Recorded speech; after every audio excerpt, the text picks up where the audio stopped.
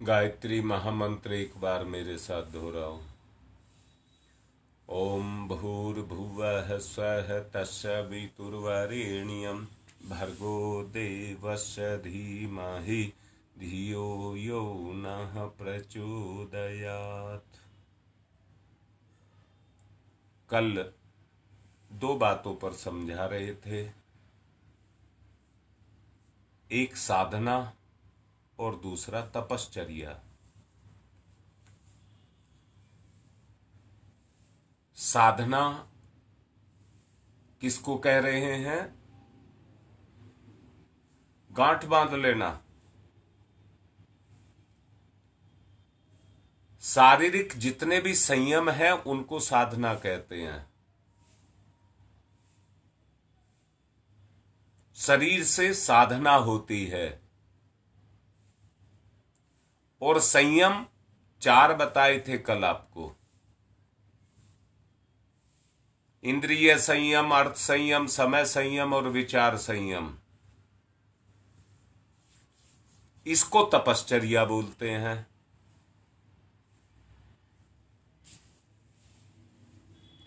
साधना से आपका जीवन सधता है, तपश्चर्या से परम सत्ता के साथ योग होता है।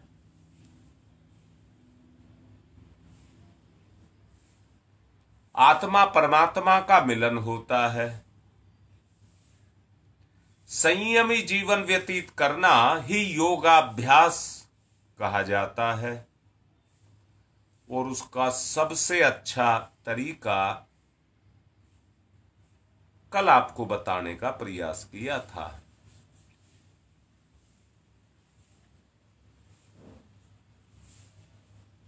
फिर दोबारा से कहता हूं, इंद्रिय संयम, विचार संयम, अर्थ संयम, समय संयम, इन चारों को जीवन में अपनाना और जो आपका कर्म है उसे पूरी रुचि के साथ, पूरी तन्मयता के साथ उसको पूरा करना। दोबारा से बोल रहा हूं, जब आप इस तरह से करेंगे तो जो आपका चेतन मन है और आपका अचेतन मन है दोनों आपस में जुड़ने लग जाएंगे।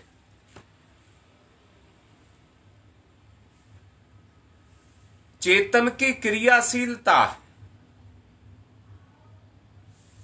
और अचेतन का गुण, चेतन की क्रियाशीलता से अचेतन का गुण जगने लग जाएगा। फिर से बोल रहा हूं, ठीक से समझ लेना। जब आप कार्य में रस को लेंगे तो उमंग उत्साह आपकी चेतना में पैदा होगा। इसको ऐसा समझना जैसे किसी सोए हुए व्यक्ति को झकझोर करके उठाया जाता है।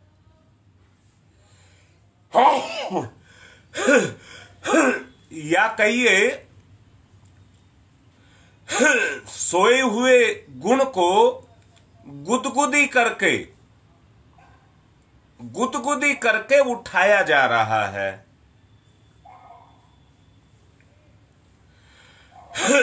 आपके अचेतन शक्ति क्रियाशील होने लग जाएगी। मैं एक बात और कहूंगा, पिछले दिनों भी मैंने कहा था, आपको दो भाग में तोड़ा था। एक साधना बताई थी जिसमें लेट करके आपको अपने आप से अलग करना है। उद्देश्य अलग करना नहीं था, परंतु दोनों स्तर पर आपको अनुभव कराना है।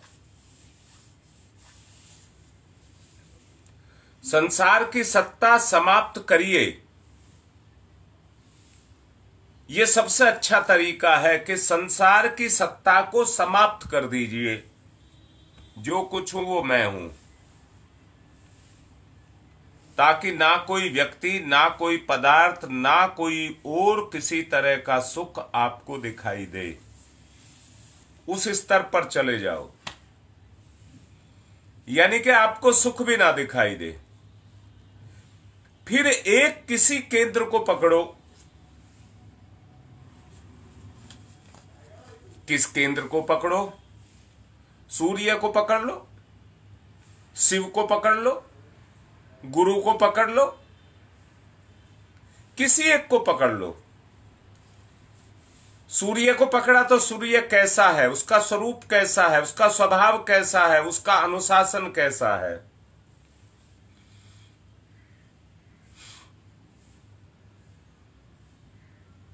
शिव को पकड़ा तो शिव का भी यही लगाइए, और गुरु को पकड़ा तो गुरु को भी लगाइए। जहां आपका मन जगे, जहां पर आपका मन जगे, वहीं पर अपने मन को टिकाने का काम करें। आपकी स्थिति ये पैदा हो जाएगी। कौन सी पैदा हो जाएगी? जब आपने आधार बनाया सूर्य को, शिव को, गुरु को, तो दोनों की स्थिति, शिव की स्थिति, सूर्य की स्थिति और गुरु की स्थिति आग के समान हो जाएगी, आग के समान। और आपकी स्थिति ईंधन के समान। जब आप भेद करेंगे तो आपकी स्थिति हो जाएगी ईंधन के समान। फिर दोनों का विलय करिए, फिर अपना दोनों का विलय करिए। इस दुनिया में मेरे और मेरे भगवान के अलावा कोई नहीं है, केवल हम दोनों हैं। आग और ईंधन की तरह आत्मा और परमात्मा एकीभूत होने लग जाएंगे, ताकि अद्वैत की प्राप्ति हो। यही योगाभ्यास का सार संक्षेप है। तप और योग का मिलन हो जाए, तप और योग का मिलन हो जाए। साधना तो संसार की है, पदार्थों के साथ है, संसार के साथ है, परंतु यही साधना योग और तप के रूप में गुरु, शिव या सूर्य के लिए जो कहा, यही पूर्णता हो जाएगी। यही आपकी पूर्णता की तरफ गति हो जाएगी, पूर्णता आ जाएगी। पिछले दिनों कहा था, मानवीय सत्ता के दो स्तर हैं, एक काया कलेवर के रूप में और एक चेतना। काया का परिशोधन करने के लिए तप का और चेतना का परिशोधन करने के लिए योग का विधान है। अध्यात्म विज्ञान इन्हीं दो धाराओं के बीच में टिका हुआ है। जितना भी अध्यात्म विज्ञान है वो सारा इन्हीं दो के बीच में टिका हुआ है। इसे ही गंगा यमुना का मिलन कहते हैं और इसी पर जाकर के त्रिवेणी का निर्माण होता है। दोनों का समन्वय होने पर जो संगम बनता है वो परम पवित्र तीर्थराज है। पूजा पाठ इसी प्रगति पक्ष के लिए आरंभिक चरण है। जब ये स्थिति आपकी पैदा हो जाए, फिर आपके ही जीवन में उच्च स्तरीय साधना विकसित होने लग जाएगी, जिसका विकसित रूप योग साधना और तपश्चर्या के रूप में एक साथ क्रियान्वित होता हुआ चला जाएगा।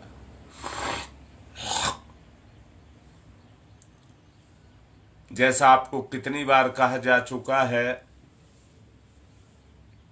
योग का अर्थ है जोड़ना, तप का अर्थ है तपाना। आत्मा को परमात्मा के साथ जोड़ देने का तात्पर्य है अपनी कमियों, कमजोरियों को, कामनाओं को, भावनाओं को, स्वार्थों को एक साथ बांध करके बदल देना, तदानुसार अपने आप को बना लेना। योग का व्यवहारिक रूप है समर्पण। इसी स्तर के दूसरे नाम का विलय है, विसर्जन है, समन्वय है, समापन है और शरणागति है। ये इसी का ही रूप है। वो आपके अंदर शुभारंभ हो जाएंगे और जैसे इनका शुभारंभ हुआ, पूर्णता की प्रक्रिया आपके जीवन में प्रत्यक्ष होने लग जाएगी। जीव और ब्रह्म के साथ पूर्णता, एकता स्थापित होने के रूप में आपके अंदर वो क्रिया होती हुई चली जाएगी। इसी स्थिति को अद्वैत कहते हैं। यही ईश्वर प्राप्ति का रास्ता है। इसी के आधार पर आप उसको प्राप्त कर सकते हैं। विराट समुद्र का, उसमें जीव बिंदु का विसर्जन हो जाना सायुज्य कहलाता है। यही परम पद की प्राप्ति है। अगर सायुज्य दोनों में, मैंने कहा आपने गुरु को आधार बनाया, अब गुरु में और आप में कितनी समानता है, उतनी विसंगति आपकी हटती हुई चली जाएगी और आप गुरु के समान होते हुए चले जाएंगे। इसी को विसर्जन, प्रभु में समर्पण कहा जा सकता है। ईंधन और आग की, नदी और नाले की, दूध और पानी की, दीप और पतंग की उपमा इसी स्थिति में दी जाती है। व्यक्ति का अपना स्वार्थ समाप्त हो जाता है, उसके स्थान पर एकमात्र परमार्थ ही छाया रहता है। अहंता शरीर परिवार तक सीमित रहती है। जब अहंता मिटने लग जाती है तो अपना आपा सो अहम शिवो अहम सच्चिदानंदो अहम तत्वमसि अयम आत्मा ब्रह्म शुद्धो असि बुद्धो असि निरंजनो असि की स्थिति को पहुंचती हुई चली जाती है। कहने के लिए बात तो बड़ी छोटी सी है। मैंने पिछले दिनों भी आप लोगों को कहा था, मैं नहीं जानता कि आप कितनी साधना कर रहे हैं। परम पूज्य गुरुदेव की इच्छा इसके पीछे काम कर रही है। जो कुछ भी वो हमको देना चाहते हैं, ये सारा कार्य उन्हीं की इच्छा पर किया जा रहा है। उन्हीं की इच्छा इसके पीछे काम कर रही है। अब मैं कहूंगा, अगर आप सब मिलकर के, सब अपने अपने दृष्टिकोण को, सब अपने अपने आपे को वसुधैव कुटुंबकम की तरह से, आत्मवत् सर्वभूतेषु की तरह से इसी अनुभूति में अपने आप को इकट्ठा घनीभूत करने लग जाएंगे तो सोच करके देखिए, यही योग होगा। और जब ये अंदर से होगा, इसी को सिद्धावस्था कहा जाएगा। फिर दोबारा से कह रहा हूं, बाहर से कह देना बहुत आसान है, परंतु अंदर से अपने आप को सिद्ध करना बहुत आसान नहीं है। ये केवल एक योगिक क्रिया है, मन से नहीं, चेतना से, महाचैतन्य परम चैतन्य के साथ होती है। जैसे संसार में होती है। आपका अपने बच्चे से लगाव है, आपका अपने घर से लगाव है, आपका अपने साधन से लगाव है। यही लगाव जब परम सत्ता के साथ चला जाता है तो इसी पद को परम कहते हैं, इसी को जीवन मुक्ति की स्थिति कहते हैं, इसी का नाम व्यक्ति की अपनी महत्वाकांक्षाओं को समाप्त करने का कहते हैं। ये इसी के द्वारा होता है। ईश्वर इच्छा ही रोम रोम में समाई हो, है भी। जर्रे जर्रे पर सूरज की धूप अपने काम को कर रही है। जर्रे जर्रे पर, जर्रे जर्रे पर, जीव जीव पर ब्रह्म की एकता के लक्षण दिखाई दे रहे हैं, क्योंकि जर्रे जर्रे पर वो काम कर रहे हैं। दोनों में खींचतान का, शिकायत का कोई भी किसी भी तरह का मौका शेष नहीं है, क्योंकि वो तो सब पर काम कर रहा है। ये मेरे अपने ऊपर है कि मेरी चेतना पर उनकी चेतना तो काम कर रही है, मैं उनकी चेतना पर काम कर रहा हूं या नहीं कर रहा हूं। दोनों की एक भावना, एक कामना, एक योजना, एक दिशा होती जाए, इसी का नाम है योग साधन या प्रभु मिलन। योग साधन या प्रभु मिलन। ये साधकों, मैं आपसे निवेदन पूर्वक कह रहा हूं कि अगर साधना को आप करोगे, अरे मैं कह रहा हूं जितनी कह रहा हूं 100% नहीं करोगे, 5-7% भी होगी, तो आपकी अनुभूति तो जगनी शुरू होगी, आपको उसका अनुभव तो होगा।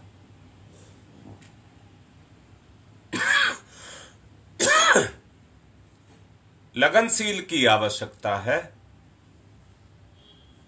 आपको इसकी लगन लग जाए अंदर से, परिणाम अपने आप दिखने लग जाएंगे। आज तक का जीवन आपने संसार में भी तो लगाया है, अब ये 40 दिन का जीवन परमात्मा में लगा करके देख लीजिए। मैंने किसी की नौकरी से छुट्टी के लिए नहीं कहा है, सुबेरे सुबेरे करा देता हूं। मैंने किसी को किसी काम से नहीं रोका है। कुछ परिजन कह रहे थे कि हमें किसी रिश्तेदारी में कहीं जाना पड़े तो कैसे होगा, मैंने कोई बंधन नहीं लगाया है। आप उस अनुभूति को अपने साथ लेकर के जाएं। कलश आपका घर रह जाएगा, कोई बात नहीं। जब भावना से भगवान को बुलाया जा सकता है, तो कलश को भी तो आप अपने हृदय से बुला सकते हैं, उसके साथ जुड़े रह सकते हैं। कलश के अंदर देव शक्तियों को बैठाया है,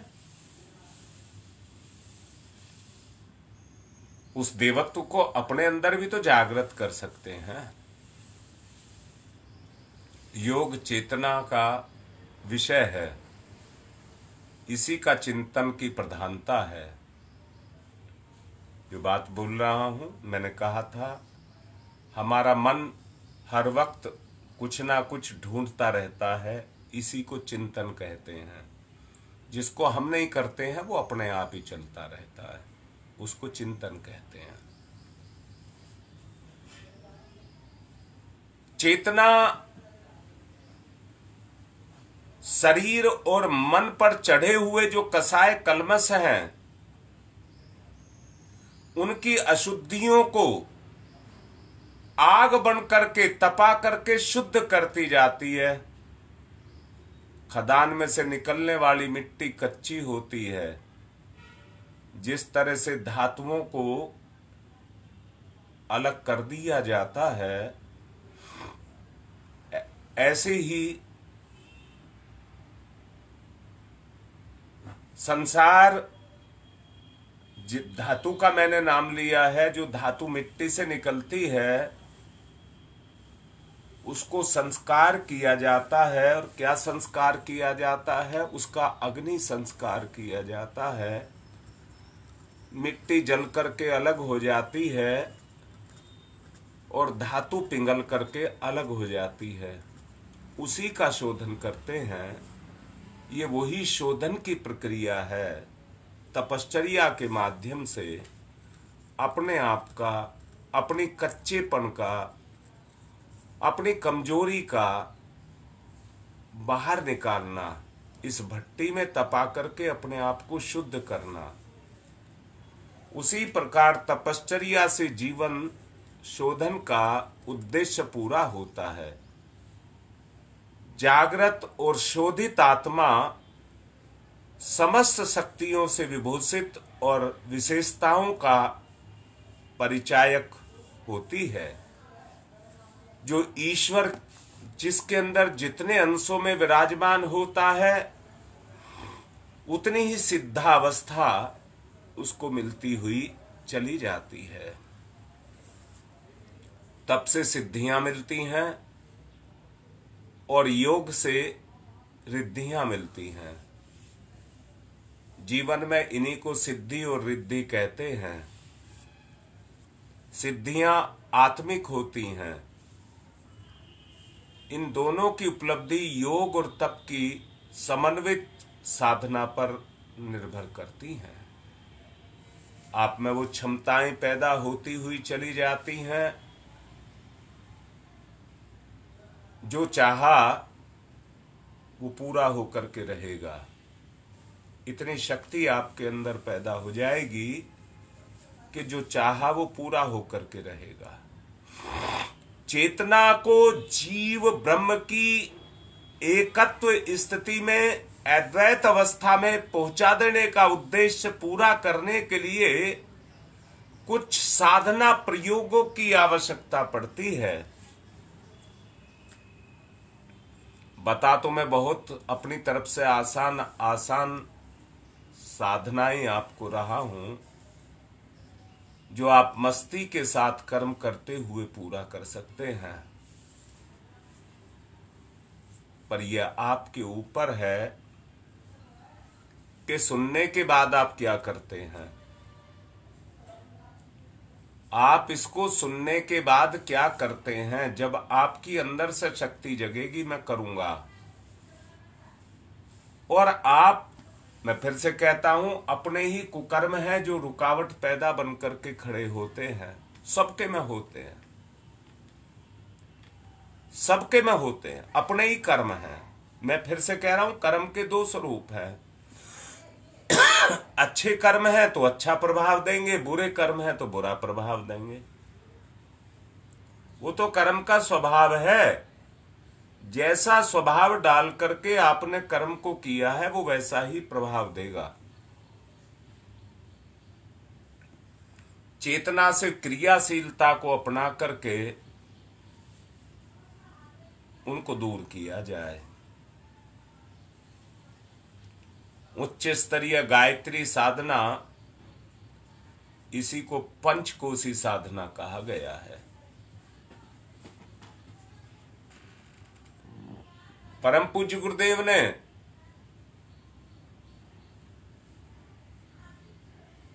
साधना में इस साधना को कराया है। पंचकोशीय साधना जिसको कहा है, उसको कराया है। मेरे अपने जिनका मन हो, गुरुदेव की ऑडियो चला करके डाउनलोड कर लें, फिर चला करके उसके साथ में उस साधना को कर लें। परम पूज्य गुरुदेव ने उस साधना को करवाया है, आप कर सकते हैं।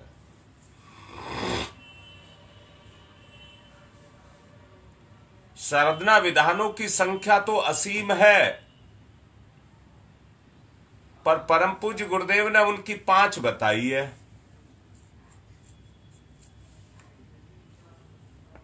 और जो 5 बताई है, उसी को पंचकोशी साधना कहा है। परम पूज्य गुरुदेव ने हर किसी चीज को इतना सरल बना करके खड़ा कर दिया है, जो बड़ी सहज है। अगर मन बना करके आदमी करे तो कम समय में ही बहुत कुछ आगे बढ़ सकता है। पंचकोशी साधना जो भी आपसे कह रहा हूं, ये साधना ही गायत्री के 5 मुख की है साधना है। 5 शक्ति 5 मुख। शरीर रक्त मांस अस्थि त्वचा रोम इन 5 भागों में विभक्त है। काया का निर्माण पृथ्वी जल अग्नि वायु और आकाश के द्वारा होता है। प्रकृति पदार्थों की अनुभूति शब्द रूप रस गंध और स्पर्श के द्वारा होती है। जब सब 5 में रहते हैं तो इसी को प्रपंच बोलते हैं। इससे बाहर चेतना रह नहीं सकती, इन्हीं 5 में रहती है। पर जब इन्हीं में मोह माया में पड़ी रहती है तो ये प्रपंच बन जाते हैं। ये सब प्रपंच 5 ज्ञानेंद्रिय और 5 कर्मेंद्रियों की सहायता से काय कलेवर की नाड़ी उनके अंदर काम करते हैं, जिससे शरीर रूपी गाड़ी अपनी पटरी पर दौड़ना शुरू होती है।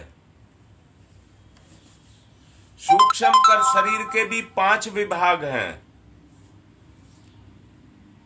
अन्नमय कोश, प्राणमय कोश, मनोमय कोश, विज्ञानमय कोश और आनंदमय कोश। इसके भी 5 विभाग हैं। सूक्ष्म के यानी कि अचेतन के। चेतना की गतिविधियां प्राण तत्व के आधार पर 5 प्राण के रूप में 5 प्राण है। प्राण, अपान, व्यान, समान और उदान।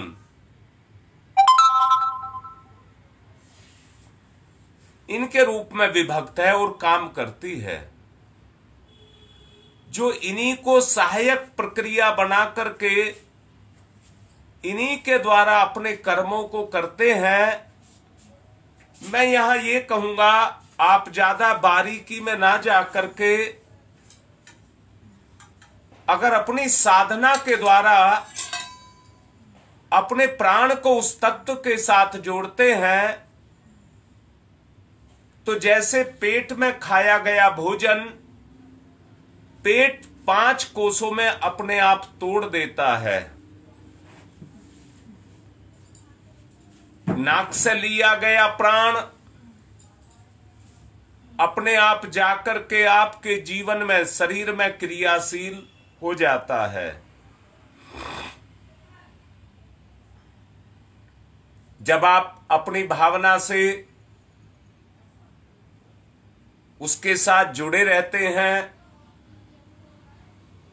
तो वो शक्ति अपने आप आपके अंदर काम करने लग जाती है। जो उसका ज्ञान और वैज्ञानिक पक्ष है, दोनों पक्ष, विज्ञान का पक्ष और अध्यात्म का पक्ष, विज्ञान का पक्ष अध्यात्म का पक्ष, दोनों का वहां योग हो जाता है, विलय हो जाता है।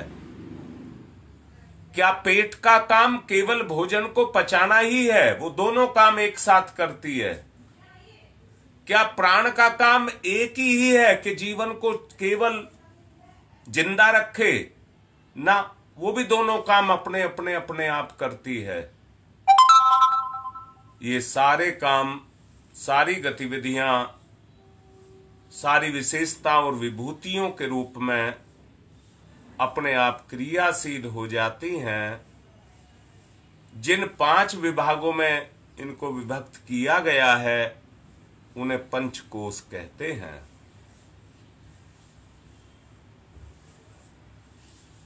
उसी पंचकोश के ऊपर हमारी चेतना निर्भर करती है और उसी पर क्रियाशील होती है। विषय आज का कुछ गंभीर है, इसलिए समझने की स्थिति को पैदा करना। मैंने 5 कोष, 5 प्राण, इनकी बात अभी आपसे की है।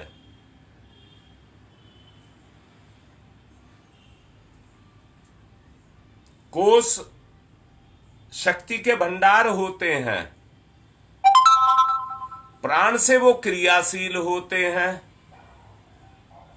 ये स्थूल और सूक्ष्म का मिलन हो गया। इन्हीं को विभूति कहते हैं। विभूति जो अपनी विशेषताओं को अपने में समेटे हुए हैं और उन्हीं की विशेषताएं हमारे जीवन में, मैंने अभी कहा था कुछ देर पहले, हमें अपने आप को शरीर से अलग करना पड़ेगा।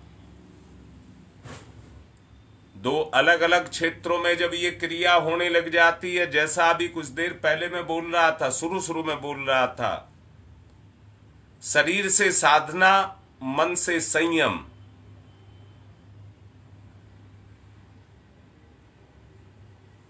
शरीर से अपना संबंध, साधना से अपना संबंध चेतना के साथ जोड़ना,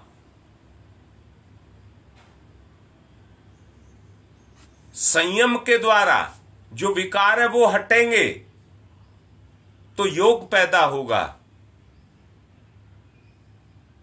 जब आप किसी स्वादिष्ट चीज को खाते हैं तो उससे दोनों काम होते हैं, पेट भी भरता है और जीभ को सुख भी मिलता है। दोनों काम एक साथ होते हैं। इसी तरह से आपके साथ भी दोनों काम होते हुए चले जाएंगे। कोषों में जागरण से जो विशेषताएं, विभूतियां साधक में दृष्टिगोचर होंगी, उनकी तुलना 5 देवताओं के साथ की जा सकती है। ब्रह्मा, विष्णु, महेश, गणेश और इंद्र, इन 5 देवताओं के रूप में, शक्तियों के रूप में, महाशक्तियों के रूप में की जा सकती है। मेरा कहने का मतलब क्या हुआ? ये 5 महाशक्तियां आपके अंदर जागृत हो जाएंगी। ब्रह्मा, विष्णु, महेश, गणेश और शिव, ये पांचों आपके जीवन में क्रियाशील होते हुए चले जाएंगे।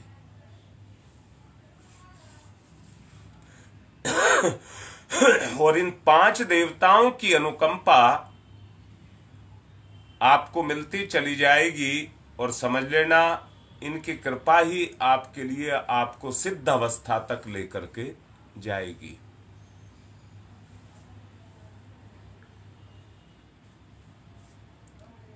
आवश्यकता केवल एक बात की है, सुनकर के औपचारिकता पूरी की जा सकती है।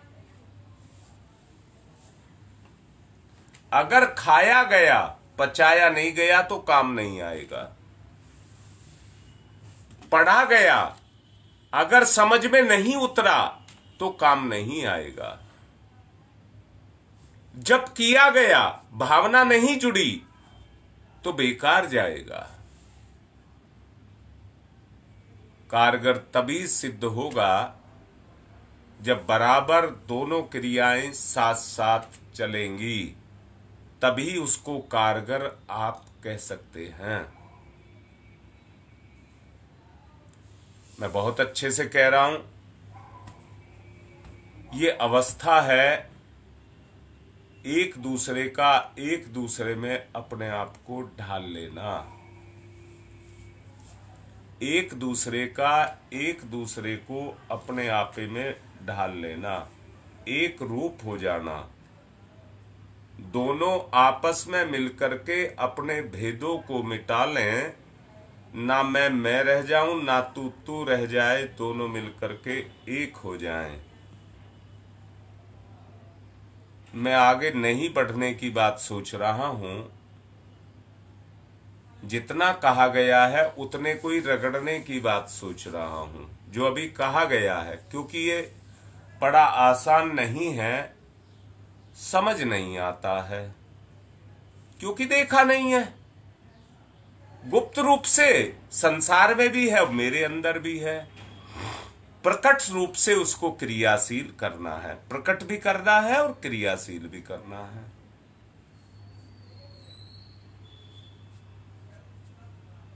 जिस आधार पर आपसे ये साधना चले, मैंने कहा है गुरु, गायत्री, शिव, सूर्य, जो भी आपको ठीक लगे, उसी अवस्था पर अपना निरीक्षण करके आप उसी स्तर से अपने आप को चलाना शुरू करें। तभी बात बनेगी, तभी आप आगे चल सकेंगे। मैं आज की बात को यहीं पर विराम दे रहा हूं, क्योंकि बात एकदम गूढ़ है, बहुत सोचने और समझने योग्य है। आप सब उस पर पूरे अपने मन को बना करके उस पर सोच करके देखें, तब कुछ चिंतन करें। जितना चिंतन आप करेंगे उतना आपका विस्तार होता हुआ चला जाएगा। आज की बात समाप्त। ओम शांति ही शांति ही शांति।